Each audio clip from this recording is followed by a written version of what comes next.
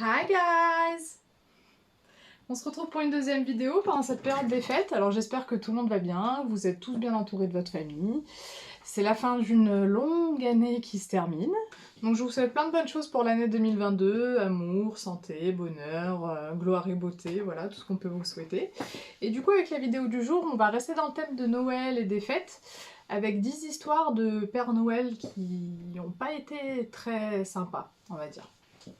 Voilà, c'est parti, générique!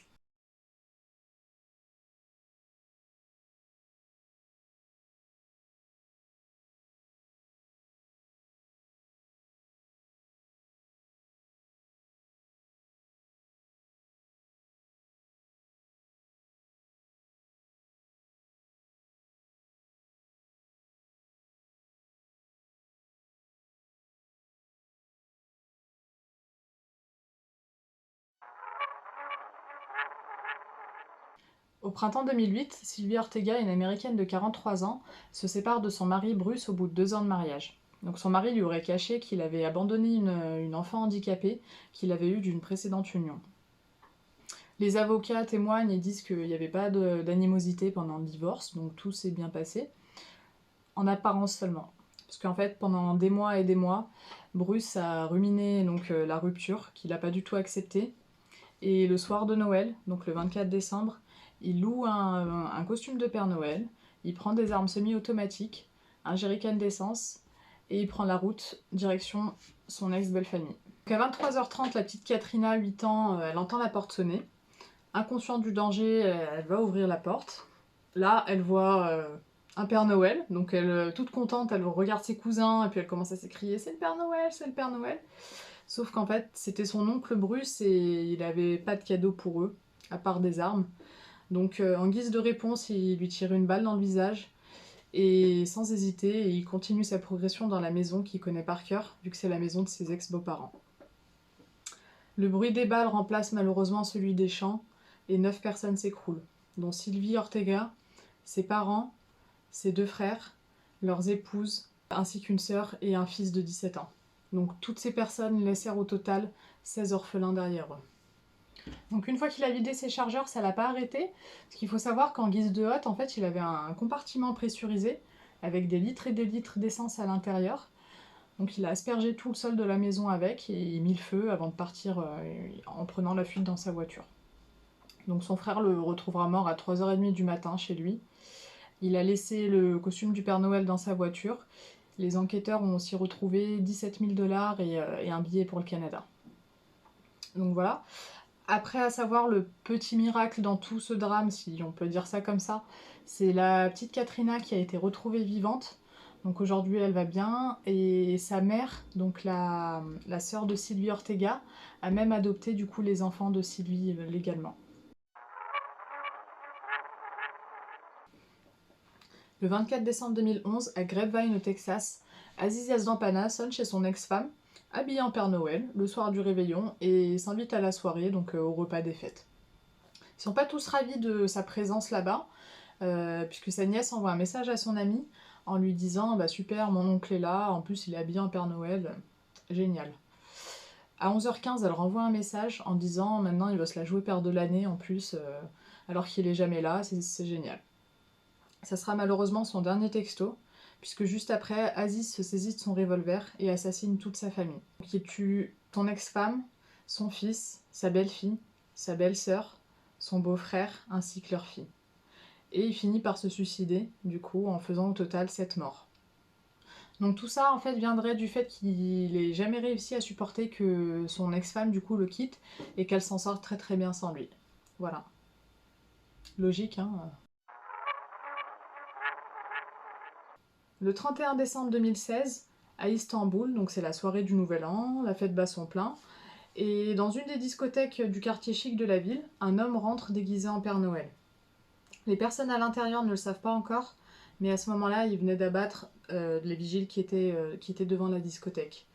Ils vont vite se rendre compte qu'il y a quelque chose qui cloche, parce que peu de temps après son arrivée, à 1h15 du matin, donc le faux Papa Noël sort sa mitraillette et commence à arroser la foule.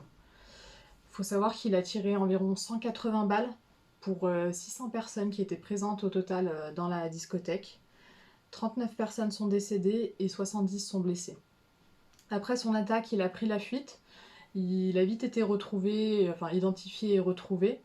Et il faut savoir que l'État islamique a revendiqué cette attaque après coup. Le 14 décembre 1962, les deux agents de police Claude Marino et Denis Brabant se rendent en urgence à la Banque impériale du commerce dans la ville de Saint-Laurent au Canada. Ils ont reçu un appel signalant un vol à main armée qui se déroulait dans la banque.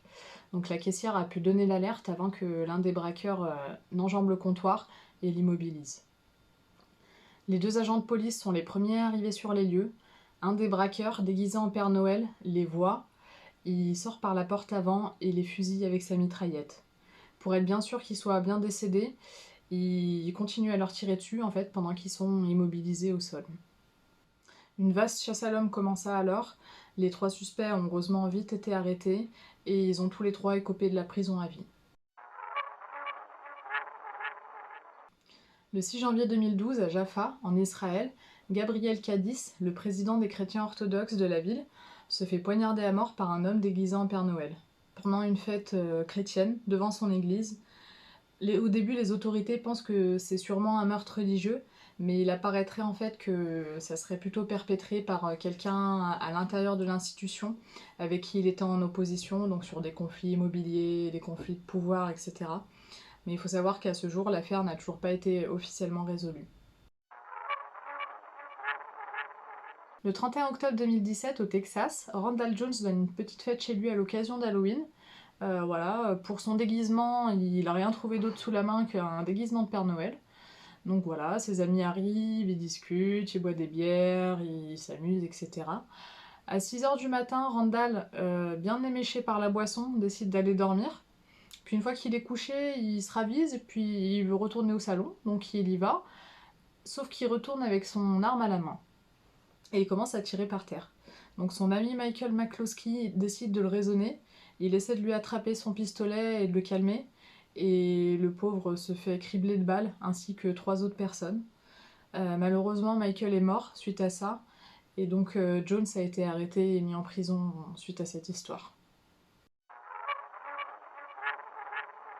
Le 23 décembre 1927, donc ça remonte à il y a quelques années déjà quand même, Marshall Radcliffe, donc un ex-détenu spécialisé dans les braquages de banques, décide d'enfiler une tenue du Père Noël et d'entrer dans une banque au Texas avec son ami pour la dévaliser.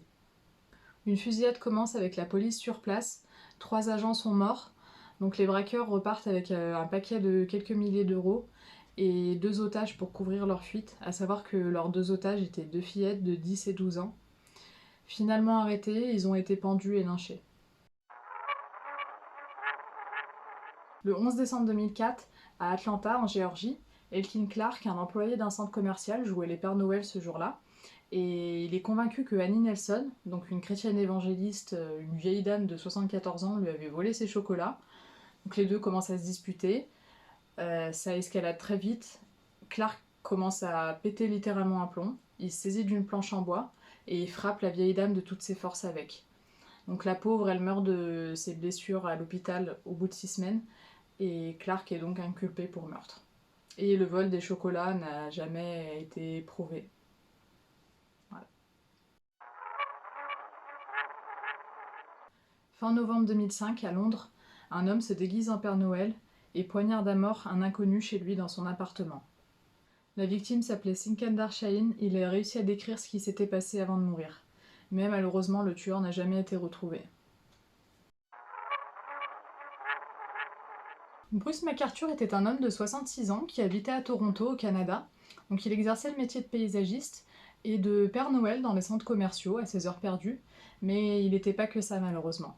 En effet, il est connu pour être l'un des plus grands tueurs en série du Canada.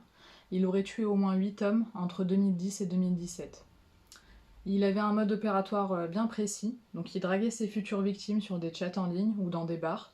Il semble qu'il avait une préférence pour les hommes d'origine orientale, donc il les attirait chez lui ou dans un autre endroit. Parfois il les droguait, il les attachait et puis ensuite il les tuait en les étranglant. Il découpait ensuite leur corps en morceaux qu'il disposait dans des bacs à fleurs. Sûrement un lien avec son métier de paysagiste, je sais pas. Mais voilà, il y a beaucoup de choses à dire sur cette histoire. Donc si vous voulez que je fasse une vidéo spéciale sur Bruce McArthur, n'hésitez pas à me laisser un commentaire. Voilà, c'est la fin de cette vidéo. J'espère que celle-ci vous aura intéressé. Merci à ceux qui sont restés jusqu'au bout. Et puis j'espère surtout que vous allez faire attention au Père Noël parce que ils sont pas tous gentils du coup. Ils apportent pas tous des cadeaux. Non. Faites attention et à la prochaine!